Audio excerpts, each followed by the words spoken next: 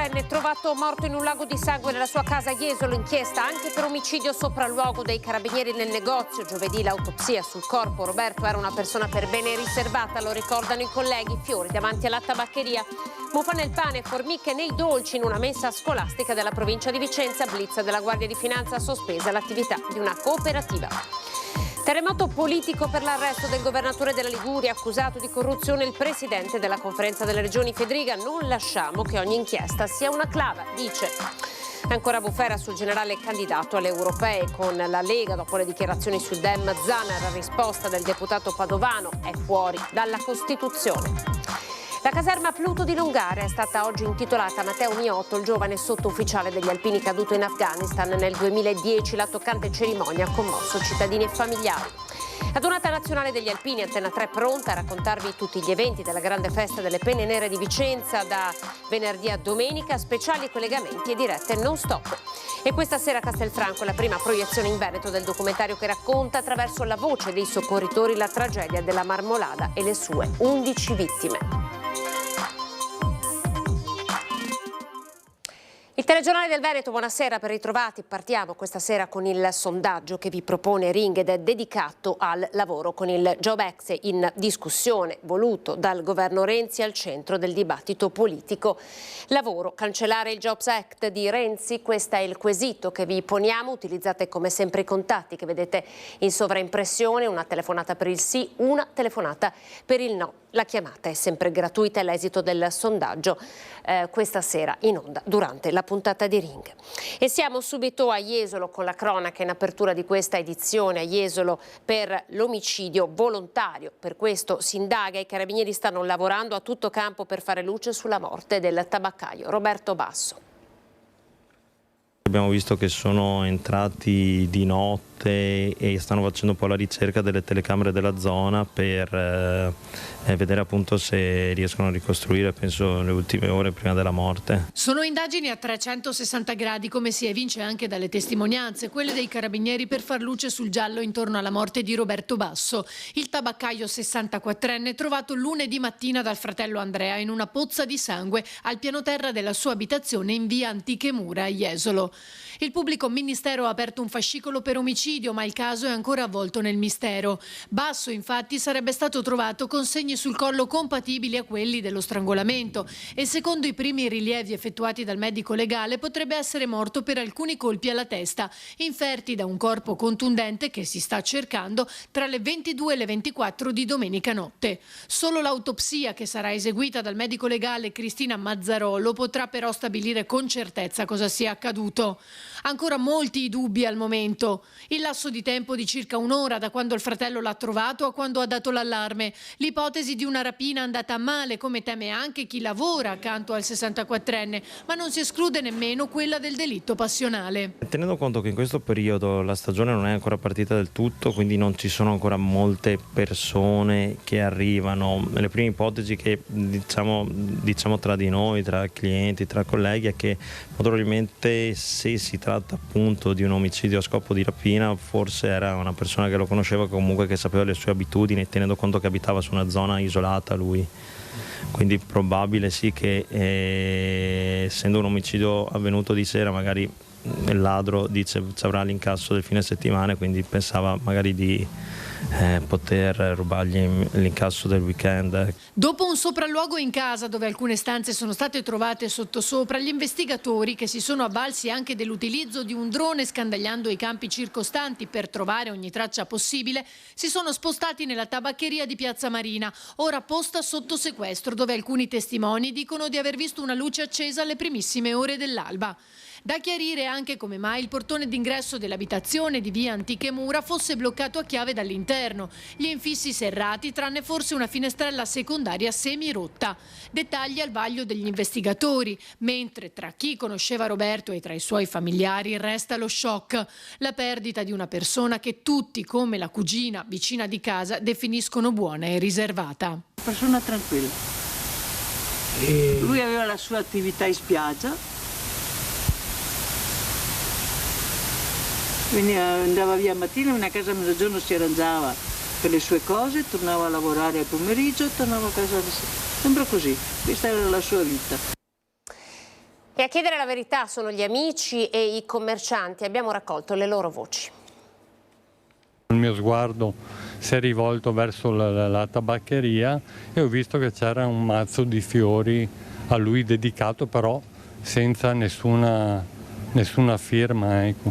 Però mi ha fatto molto piacere anche al momento di vedere un piccolo segnale che qualcuno, insomma, ci abbia pensato. Grazie Roberto per i 50 anni di servizio che hai dato per Piazza Marina, hanno scritto su un bigliettino che accompagna un mazzo di rose lasciato di fronte al suo negozio. Resta lo sgomento e la vicinanza dei colleghi della zona, non ci resta che lasciar lavorare gli inquirenti, ci dicono, mentre i carabinieri stanno chiudendo la saracinesca del suo tabacchi. Roberto, che persona era? Una persona squisita, tranquilla, ecco, proprio come persona. Affabile con i clienti? Affabilissimo. Lei l'ultima volta che ha visto Roberto quando è stato? E l'ultima volta è stata domenica verso il tardo pomeriggio. E come l'aveva trovato? Ma tranquillissimo. È una persona molto affabile e tranquilla, che non andava mai fuori delle righe, ma molto corretta e sorridente, aveva una parola per tutti. Cosa ne pensa di quanto è successo? Siamo veramente sconvolti e preoccupati per quello. Speriamo che venga fatta chiarezza e si trovi un eventuale colpevole della situazione. Secondo lei è stato ucciso da degli sconosciuti o da una persona che conosceva le sue abitudini, che magari voleva impossessarsi dell'incasso del fine settimana? Speriamo che siano degli sconosciuti, saremo veramente addolorati se si scopre che era una persona che lo conoscevano. Ha sconvolto tutti perché è capitata inaspettata in una piazza dove di solito non succede quasi niente, è molto tranquilla, quindi ha lasciato un po' sbigottiti tutti noi operatori che siamo qui della zona. Roberto, che persona era? Roberto, una persona per bene, una persona molto precisa sul lavoro, sempre puntuale, molto riservata, una buona persona. Chi può averlo ucciso? Sicuramente qualche malvivente, può essere che qualcuno lo tenesse d'occhio, comunque sa che può avere un'attività, oppure può essere solo una tragica fatalità. Gli amici, chi lo conosceva, chiedono venga fatta giustizia. Vogliamo assolutamente giustizia e si faccia chiarezza se ci sono eventuali colpevoli, perché non possiamo vivere nell'incertezza e nel dubbio su questa tragica notizia che ha colpito la nostra piazza. Siamo a Vicenza ora dal collega Daniele Garbin al Foro Boario verso la 95esima durata nazionale degli alpini. Buonasera Daniele. Sì, buonasera ai telespettatori, proprio detto bene, siamo al Foro Boario, che è uno dei posti di accoglienza, degli attendamenti. Con me è il responsabile Luciano Cherubin, che è proprio responsabile per questa donata dell'accoglienza. Certo. Questo è uno di quanti punti? Sono 6 campi, poi abbiamo la fiera e 36 palestre. Ecco, qui che cosa succede? Qui succede che dopo aver fatto la prenotazione agli alpini, noi riusciamo a individuare, in base alla ricevuta che abbiamo rilasciato, la posizione all'interno del campo. Possiamo se volete vedere. Sì, ecco, vi portiamo a vedere allora come è organizzato questo, che è uno di quei... Questa è la pianta di una parte del campo, perché qui a Foro Boario abbiamo 3 entrate. Su ogni piazzola, che con l'aiuto del collegio di geometri abbiamo prima rilevato il campo e poi tracciato e individuato le piazzole, noi andiamo a individuare il numero della pratica e anche il numero di piazzole che questi hanno prenotato. Lì, chi è qui alla garrita per riceverli li accompagna verso il campo, che praticamente questo è 1/3 del campo del Foro Boario. Qui ci sono circa 2000 persone. Diciamo subito che era già stato sold out qualsiasi punto qui quando è stato esaurito Abbiamo aperto il 1° di febbraio e il 28 di febbraio era già tutto sold out. Ecco, quindi a questo punto noi abbiamo anche un primo ospite che è arrivato da Pavia, possiamo sentirlo, lei signor? Sono Armando, arrivo da Robbio Lomellino in provincia di Pavia e sono arrivato prima perché ho degli amici qua a Vicenza, quindi domani in questi giorni ci vediamo e poi la donata è la donata, via. Certo. Un saluto anche a tutti i ragazzi che in questo momento sono presenti, volontari proprio, ecco, che sono loro che poi fisicamente accoglieranno i visitatori domani, che avranno il grosso del lavoro. Ecco, Anna, in questo momento allora, ecco, io approfitterei per capire la situazione. In questo momento non c'è nessuno, ma è proprio la classica calma prima della tempesta. Certamente, infatti domani è l'ultimo giorno di preparazione, diciamo, perché giovedì cominciano ad arrivare, per cui le persone arriveranno qui, verranno accolte dai volontari, che in ogni campo ci sono i volontari con i disegni, con un foglio che c'è dove sono nominati ed elencati tutte le persone che devono entrare, saranno verificate ed ogni, diciamo, persona o gruppo che viene vengono accompagnati da un volontario fino alla propria piazzola, che è segnata per terra con dei segni gialli e col numero. Anna, a questo punto direi che siamo tutto, lasciamo l'ultima parola è stato presidente della sezione per 2 volte, 2 mandati fa, è stato anche 3 mandati, più anche tutte le missioni all'estero. Ecco, è diversa questa adunata? Beh, questa adunata è estremamente complessa rispetto a quella del 91, perché evidentemente dal punto di vista burocratico, della sicurezza, si è molto implementato tutta l'organizzazione. Una volta nel 91 io ero responsabile dei parcheggi, per cui una responsabilità meno importante di quella di oggi. Insomma, sì, gli alpini erano organizzati benissimo anche allora, però non certo con le complicazioni che ci sono adesso. Va bene, allora per il momento è tutto. Da Vicenza, dal Foro Boario, restituisco la linea allo studio. Grazie Daniele Garbine ed era alpino anche Matteo Miotto, sottufficiale caduto in Afghanistan, era il 2010. Questa mattina la toccante cerimonia alla caserma Pluto di Longare a lui è stata intitolata. Fratelli d'Italia, l'Italia sede sta. Diciamo che non ho parole, è una cosa grande veramente, e adesso sono sicuro che Matteo resterà per sempre, perché lei sa benissimo che il sacrificio di un soldato non conta più niente quando viene dimenticato. Adesso con questo qui che ho dietro le spalle sono sicuro che Matteo non verrà più dimenticato. No? Ci sono state tante cerimonie in questi anni, no? Ma questa qui praticamente mi ha toccato certe corde che non mi era mai successo. Francesco è il padre commosso di Matteo Miotto, il giovane alpino originario di Thiene, caporal maggiore caduto in Afghanistan il 31 dicembre 2010. A lui oggi è stata intitolata ufficialmente la caserma di Longare, Pluto, attualmente sede di un reparto statunitense della SETAF.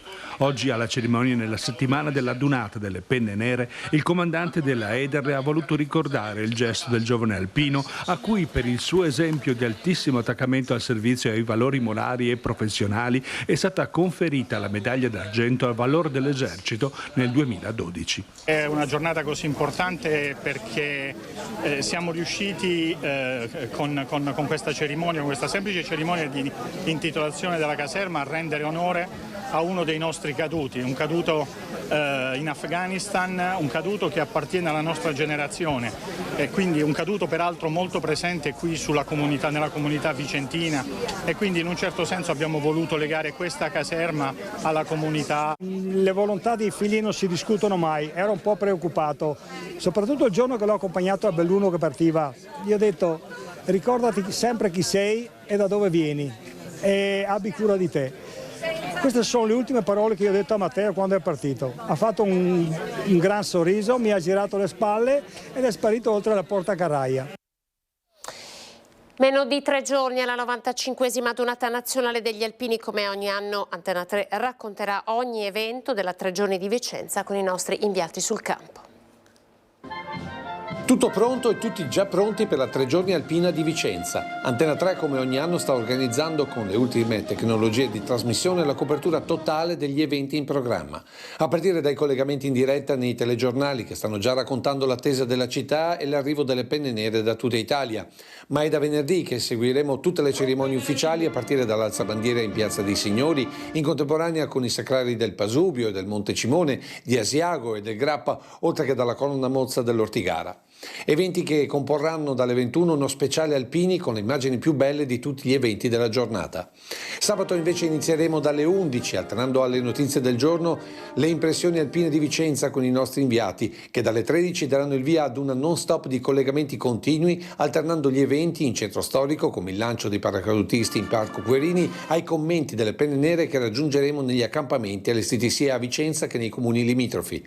Poi dalle 20:30 inizierà la serata dedicata alla musica e al canto, con le esibizioni di 4 fanfare allo Stadio Menti, alternate ad oltre una cinquantina di cori che si esibiranno nelle chiese cittadine. Non mancherà l'atmosfera della serata con collegamenti dal cuore della città. Infine domenica la nostra diretta della sfilata inizierà dalle 7 con i commenti e le emozioni sia della città appena sveglia che dal punto di ritrovo degli alpini per l'inquadramento e l'inizio dello sfilamento, e dalle 8:45 con l'arrivo del Labaro nazionale tutta la sfilata senza interruzioni, anche con i vostri messaggi, che si concluderà con immagini dedicate del passaggio della Stecca con Biella e la Maina Bandiera verso il nuovo appuntamento di giugno con la Triveneta Alpina di Bibione. Restiamo a Vicenza, ma questa volta con la cronaca, con l'operazione della Guardia di Finanza che ha trovato muffa nel pane e formiche nei dolci del cibo dei piccoli bambini delle scuole. L'intervento si pone all'indomani di accertamenti preliminari che hanno portato a valutare la presenza di insetti e di muffe all'interno di pasti serviti ai bambini di una scuola secondaria del capoluogo berico. È quanto hanno accertato i finanzieri del Comando Provinciale di Vicenza nei piatti somministrati ai bambini di una scuola secondaria da una cooperativa sociale di catering fornitrice di pasti pronti a privati e mense scolastiche. Un'attività svolta nell'ambito del monitoraggio della qualità dei servizi di mensa scolastica. Il blitz è stato effettuato con il supporto dei funzionari del SIAM, il Servizio Igiene degli Alimenti e della Nutrizione dell'Usotto Berica. Dopo aver accertato la presenza di muffa nelle porzioni di pane per alunni celiaci e di formica nel dolce, l'attività del centro cottura di Monticello Conte 8 è stata sospesa. Le gravi irregolarità riscontrate si sono estese anche alla manutenzione e pulizia degli elettrodomestici, l'etichettatura e le modalità di stoccaggio degli alimenti. Non solo, sono stati inoltre contestati alla cooperativa 4.000 euro di sanzioni pecuniarie per altre violazioni riscontrate. L'intervento ha avuto ad oggetto il centro di cottura e di distribuzione della cooperativa oggetto di controllo, ove oltre alle irregolarità di natura igienico-sanitaria sono state altresì rilevate violazioni a livello delle posizioni lavorative. Infatti su 13 dei lavoratori presenti al momento del controllo, ben 2 sono stati trovati completamente in nero, mentre altre 2 ulteriori posizioni lavorative sono oggetto di ulteriori approfondimenti.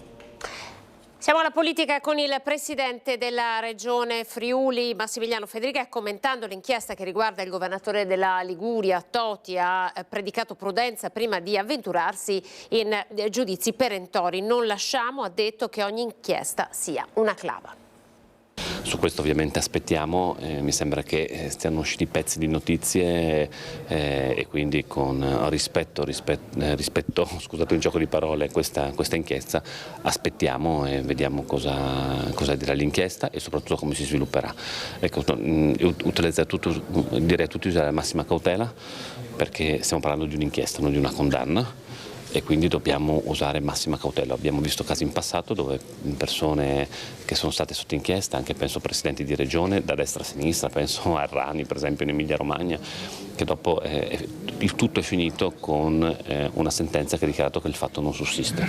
Per quello utilizzerei cautela e chiederei anche ai giornali nazionali di utilizzarla altrettanto, perché utilizzare come una clave ogni inchiesta che si apre è estremamente pericoloso, perché è una riduzione della democrazia del nostro Paese. È giusto che le inchieste si siano se si ravvisano delle ipotesi di reato, ma sono ipotesi che devono essere confermate da una sentenza.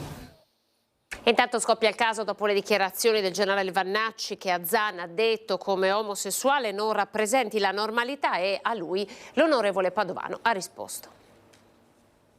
Mi sembra che la trasmissione di ieri abbia evidenziato come ci sia questa persona che non ha nessuna credibilità nell'esercito e nelle forze armate, che si candida in politica perché evidentemente nell'esercito nessuno lo vuole e che è stato utilizzato da Salvini per salvare la propria poltrona, cioè quella di Salvini, visto che nessuno dei dirigenti della Lega né in Veneto né da qualsiasi altra parte si riconosce in questa persona estremista. Non cita nemmeno il nome del generale Roberto Vannacci dopo il botta e risposta che ha avuto con lui durante il dibattito televisivo sulle reti Mediaset. Alessandro Zanna. Vannacci, riferendosi a lui, ha detto: lei come omosessuale non rappresenta la normalità.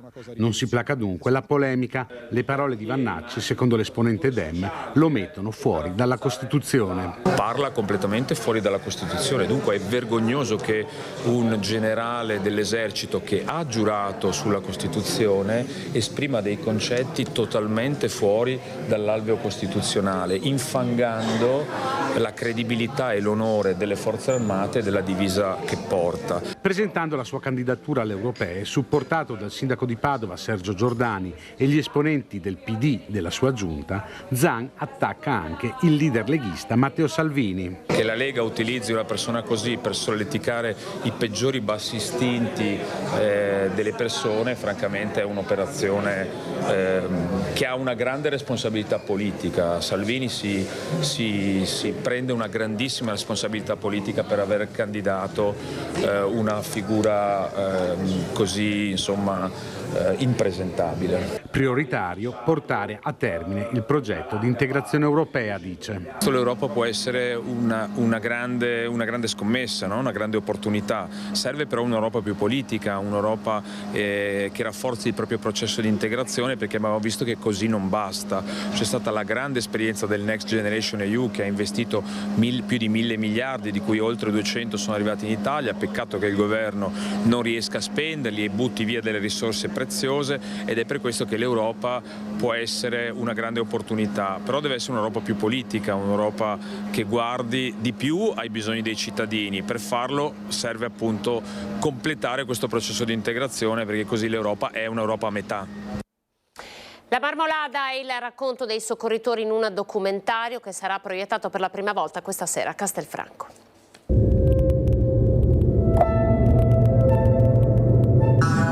Ho visto Davide, ho visto la montagna, ho rivisto Davide, non c'era più. La tragedia della Marmolada, 3 luglio 2022, la valanga di ghiaccio e roccia che si stacca, travolge e trascina via con sé 11 alpinisti.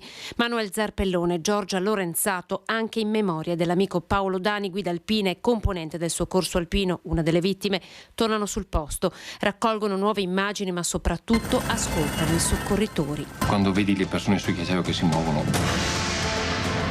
devi andare, no? Per rendere omaggio a una figura come Paolo dovevamo raccontare il mondo del soccorso alpino. Quelli del soccorso alpino ci hanno detto subito: se vi chiamiamo mollate tutto e scappate di corsa. C'era una grande sofferenza. Con Giorgia abbiamo scelto di andare veramente come fossero dei familiari quelli che andavamo a incontrare. In molta leggerezza. È stato questa la nostra, credo, cifra nell'aver messo a nudo una verità che è il dolore di queste persone, senza scavare però nel dolore. Meravigliose, persone che ci hanno veramente fatto scoprire cosa vuol dire aiutare gli altri e quello che significa anche essere una comunità di montagna.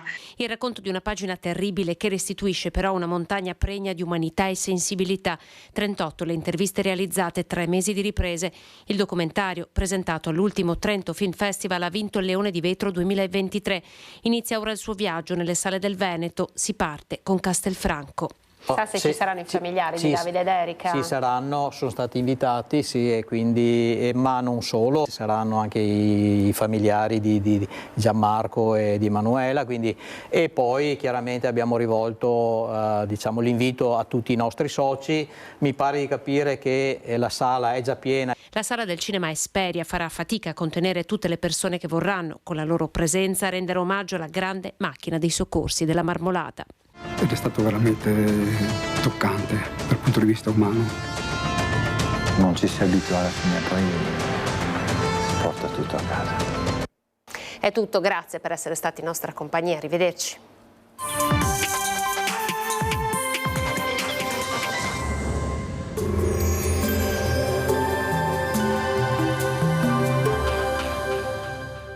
Cooperativa Agricola Volpago offre carni fresche e selezionate di prima qualità, senza uso di antibiotici, direttamente dagli allevamenti locali dei nostri soci allevatori. Bentrovati al meteo. La perturbazione si sposta verso sud. Ancora qualche disturbo sul nostro territorio, ma tempo in via di miglioramento. Il dettaglio di mercoledì 8 maggio. Sul Veneto la pressione inizia ad aumentare. Al pomeriggio sarà possibile qualche residuo temporale sui monti e sulle pianure limitrofe. In diradamento entro sera, più soleggiato altrove. Temperature in ripresa, minime tra 10 e 15 gradi, massime comprese tra 20 e 22 gradi. Ci spostiamo ora sul Friuli Venezia Giulia. Anche qui in giornata saranno ancora probabili delle piogge sparse alternate a schiarite, fenomeni meno probabili sulle zone costiere. Temperature minime sugli 11-15 gradi, massime sui 19-22 gradi all'incirca. Infine diamo uno sguardo alla situazione del Trentino Alto Adige, dove avremo rovesci sparsi che tenderanno poi a diradarsi, lasciando spazio a tratti più soleggiati. Temperature minime sugli 11 gradi, massime intorno ai 20-21 gradi. Dal meteo è tutto, vi auguro un buon proseguimento come sempre in nostra compagnia.